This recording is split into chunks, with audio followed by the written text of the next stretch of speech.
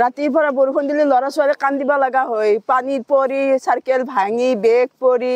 কিতাপ চিতাপ নষ্ট হৈ যায়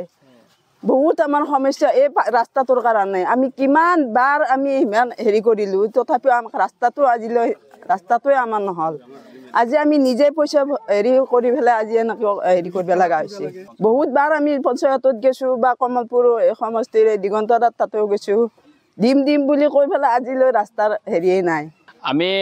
আমাৰ কমলপুৰ ৰাজহ চক্ৰৰ অন্তৰ্গত কমলপুৰ সমষ্টিৰ অন্তৰ্গত এই ৰাজহ চক্ৰটোৰ বৰমাৰী গাঁৱৰ বাসিন্দা হওঁ এই গাঁৱৰ আমাৰ ৰাস্তাটো খুবেই বেয়া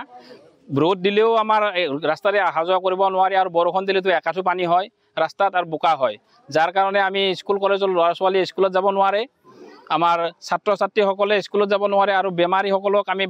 মেডিকেলত নিয়াৰ কাৰণে 108 এখন আমাৰ গাঁৱত প্ৰৱেশ নকৰে তাৰ কাৰণে আমি বিধায়ক মহোদয়ক আহ্বান জনাম যাতে অতি সোনকালে আমাৰ এই ৰাস্তাটো ভাল কৰি দিয়ে আৰু ভাল কৰি দিলে আমি নথৈ আনন্দিত হ'ম